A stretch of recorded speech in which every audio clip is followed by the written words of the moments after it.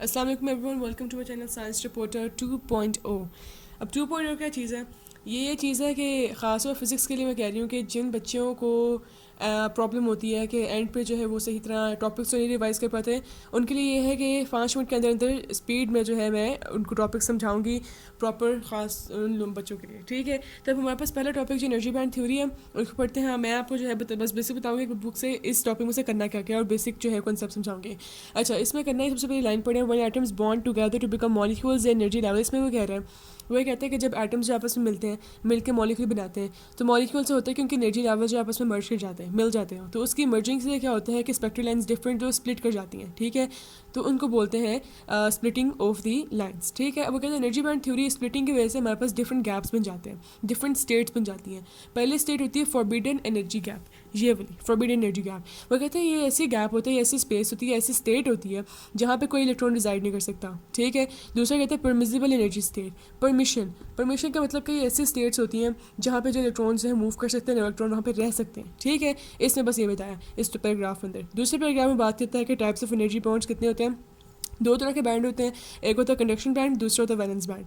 वो कहते हैं कंडक्शन बैंड जो है परमिजिबल एनर्जी स्टेट में आता है, valence band permissible energy state में आता है। ठीक है, तो कंडक्शन बैंड की वो बात करते हैं। कंडक्शन बैंड में जो है वो ऐसा बैंड होता है जहाँ जो अपर बैंड होता है ऊपर की तरफ प्रेजेंट होता है और वैलेंस बैंड जो नीचे की तरफ प्रेजेंट होता है। ठीक है, अच्छा, अब हम आ जाते हैं इंसुलेटर के अंदर। इंसुलेटर में हमारे पास जो है वो दो बैंड प्रेजेंट होते हैं, एक होता है वैलेंस बैंड और एक होता है कंडक्शन बैंड। ठीक है, अब यहाँ पे आपने 3 पॉइंट याद रखने हैं कि इंसुलेटर जो होता है उसमें एक वैलेंस बैंड प्रेजेंट होता है जिसकी काफ़ी इंपॉर्टेंस होती है। ठीक है, पहले बार मैंने वैलेंस बैंड का हाईलाइट कर दिया। अब अपने 3 पॉइंट याद रखने हैं कि ये इसका होता है फॉरबिडन एनर्जी गैप और ये इसका होता है वैलेंस बैंड, ये इसका होता है कंडक्शन बैंड। आप ये चीज़ नोट कर रहे होंगे कि कंडक्शन बैंड और वैलेंस बैंड के दरमियान में काफ़ी ज़्यादा बड़ी स्पेस है। ये इसको बोलते हैं फॉरबिडन एनर्जी गैप या फॉरबिडन एनर्जी स्टेट, जहाँ पे कोई इलेक्ट्रॉन रिजाइड नहीं कर सकता और इसका पार करना इलेक्ट्रॉन के लिए बहुत ज़रूरी है। कहाँ से पार करना? वैलेंस बैंड से लेकर एमपीटी जो कंडक्शन बैंड में जाना। अब दूसरी बात कहते हैं कि गैप जो है बहुत बड़ा होता है। अब गैप बड़ा है तो उसका मतलब इलेक्ट्रॉन तो इजीली फॉल कर ही नहीं सकता। किसके अंदर? कंडक्शन बैंड के अंदर। ठीक है, कंडक्शन बैंड में इलेक्ट्रॉन जो रहेगा वो कंडक्ट करेगा इलेक्ट्रिसिटी, और जो वैलेंस बैंड में वो इलेक्ट्रिसिटी कंडक्ट नहीं कर पाता। इंसुलेटर का मतलब क्या होता है? जो कि इंसुलेट करता है, जो इलेक्ट्रिसिटी कंडक्ट नहीं करता। इसका मतलब यह है कि वैलेंस बैंड में इलेक्ट्रॉन बहुत ज़्यादा प्रेजेंट होंगे और कंडक्शन बैंड में कोई भी प्रेजेंट नहीं होगा।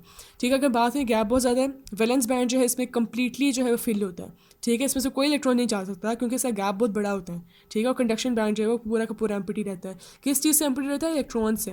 इलेक्ट्रॉन्स नहीं होंगे तो कंडक्शन नहीं होगी। इसमें से यहाँ पर उसने बोला है, वो कहते हैं कि थर्मल एक्साइटेशन हम जितनी भी उसको एक्साइट कर दें, जितनी भी हम हीट दे दें इंसुलेटर को, उसका फोरबिडन एनर्जी गैप इतना बड़ा है कि वो जंप कर ही नहीं सकता।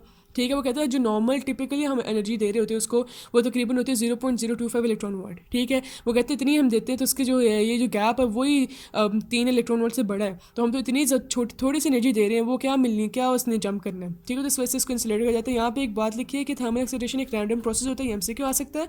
और दूसरी बात यहाँ पे कहते हैं कि लास्ट वाली लाइन देखिए, it explains extremely high resistivity and low conductivity of the man insulators. अच्छा, मैंने सारी जो बात बताई इसका आंसर आपको यही है कि इसकी रेजिस्टिविटी इंसुलेटर की बहुत ज़्यादा होती है, ये जो करंट कंडक्ट नहीं करता, और इसकी जो है वो लो कंडक्टिविटी होती है। ठीक है, अच्छा, अब दूसरी बात की बात करें, वो कहते हैं कंडक्टर की। कंडक्टर जो है हम बताते हैं कि पहले डायग्राम समझ लें, उसके बाद हम जो पीछे जाते हैं।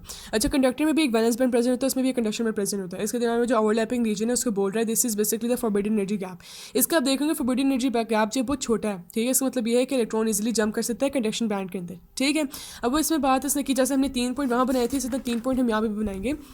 इसका पहला पॉइंट देखें, इसका पहला पॉइंट वो बता रहा है कि जो कंडक्टर्स है उसके अंदर गैप जो है वो काफ़ी कम होता है। फॉरबिडन गैप क्या होता है? काफ़ी कम होता है। और वैलेंस बैंड जो होता है इसका, इसका मतलब ये है कि कंडक्शन बैंड में कुछ ना कुछ तो इलेक्ट्रॉन्स जाएंगे। अगर कुछ ना कुछ जाएंगे, या तो फिर पार्शली फिल्ड होगा या फिर वो कम्प्लीटली फिल्ड होगा। ठीक है, ये पॉइंट आपने देख लीजिए पेपर के अंदर। दूसरी बात, अगर कंडक्शन बैंड में चले गए आधे या फिर पूरा फिल हो गया, इसका मतलब ये उस टाइम पे वैलेंस बैंड में आधे होंगे या फिर वैलेंस बैंड कंप्लीटली एम्प्टी हो चुका होगा। अगर वैलेंस बैंड से निकल रहे हैं पूरे के पूरे तो वो एम्प्टी और कंडक्शन में कंप्लीटली फिल, और अगर जो है वो पार्शली निकल रहे हैं वैलेंस बैंड से तो कंप्लीटली फिल, पार्शली फिल क्या होगा? Conduction band. ये पॉइंट आपको जो दो डिफरेंस, 3 डिफरेंसेज जहाँ पे दोनों को याद रखने हैं। बाकी सारा सेमी कंडक्टर बहुत आसान है, वो भी सारा ऐसे ही है। सेमी कंडक्टर की बात करें, सेमी कंडक्टर का मतलब क्या होता है? कहते हैं ये एक ऐसा कंडक्टर होता है जिसका प्रॉपर्टी जो है वो लाया करी होती है between insulator and that of the conductor. ठीक है, इसका मतलब क्या हुआ? कहते हैं इसमें दो केसेस बनाने हैं अपने पेपर में, जब लिखते हैं तो आपने दो केसेस बनाए। इस पूरे पैराग्राफ के अंदर ये लिखा हुआ है कि जब हम टेम्परेचर लो करें या फिर हम टेम्परेचर हाई करें, आपने दो केस बनाने हैं। पहले केस बनाना लो टेम्परेचर का और दूसरा बनाना हाई टेम्परेचर का। ठीक है, ये है high temperature which is also the room temperature, room. ठीक है, रूम टेम्परेचर 25 होता है, वो भी हाई टेम्परेचर होता है विच इज़ 298 केल्विन। ठीक है, लो टेम्परेचर वो कहता है इंसुलेटर है, वो कहते हैं इंसुलेटर लो टेम्परेचर में वो कहता है सेमीकंडक्टर एक्ट एज इंसुलेटर, ठीक है, और हाई टेम्परेचर में सेमीकंडक्टर एक्ट एज कंडक्टर। अब मैंने अगर इंसुलेटर की बात करी कि लो टेम्परेचर इंसुलेटर है विच इज़ 0 डिग्री सेंटीग्रेड, उसका मतलब ये हो कि सारी प्रॉपर्टीज़ भी इंसुलेटर की हुई, जितनी प्रॉपर्टी लिखी थी गैप ज़्यादा है, उसके अलावा जो वैलेंस बैंड है वो कम्प्लीटली फिल है, कंडक्शन बैंड है वो पार्शली है, कंडक्शन बैंड तो एम्प्टी है कम्प्लीटली, ठीक है। तो ये सारी प्रॉपर्टीज़ आपने यहाँ पर भी लिखनी है। जब हम बात करें हाई की रूम टेम्परेचर की बात करें तो प्रॉपर्टी ऑफ कंडक्टर आ जाएंगी, ये गैप जो है बहुत कम है, उसके अलावा जो है वो जो कंडक्शन बैंड है वो पार्शियल फिल भी हो सकता है, कम्प्लीटली फिल भी हो सकता है, और जो वैलेंस बैंड है वो पार्शियल फिल भी हो सकता है, कम्प्लीटली एम्प्टी भी हो सकता है, ठीक है। तो ये बातें सारी जो हमने पीछे जितनी सारी पढ़ी हैं वो कंसेप्ट क्लियर हो चुका आपको, तो ये आपके लिए मुश्किल बिल्कुल भी नहीं होगा। उसके अलावा एक और इसने बात यहाँ पे लिखी है कि the concentration of charge carrier क्या है, इलेक्ट्रॉन्स भी हो सकते हैं और पॉजिटिव पार्टिकल्स भी हो सकते हैं, लेकिन हम इलेक्ट्रॉन्स की भी बात कर रहे हैं, ठीक है। In the typical semiconductor room temperature कितने होते हैं, रूम टेम्परेचर के अंदर इतने ज़्यादा 10⁻21 जो है वो बात करें कि इतनी ज़्यादा कंसनट्रेशन होती है इलेक्ट्रॉन्स की चार्ज कैरियर्स की, ठीक है। तो आपको खुद समझ आना चाहिए कि सेमीकंडक्टर जो है वो दोनों के दरमियान लाया करता है, और इसके दो केसेस बनाने हैं, आपने लो और हाई की बात करनी है, और इसमें प्रॉपर्टी जो है अगर लो की बात है तो लो टेम्परेचर के अंदर semiconductor it act as insulator, और हाई टेम्परेचर के अंदर इट एक्ट एज कंडक्टर, ठीक है। प्रॉपर्टीज होने की आपने वैसे लिख देनी है, और सारा का सारा जो है वो वैसे ही जो है सेमीकंडक्टर वैसे क्लियर हो जाता है। ये है सिंपल छोटा सा एनर्जी बैंड थ्योरी। वीडियो पसंद आती है तो मुझे बताएं कमेंट सेक्शन में आपको कौन सी चीज़ समझ ताकि वो भी हम 5 या 6 मिनट के अंदर कवर कर लें आराम से। और इसी तरह जो है लाइक करें, शेयर करें, सब्सक्राइब करें। अपने हो साइंस रिपोर्ट के जल्दी। अल्लाह हाफिज़।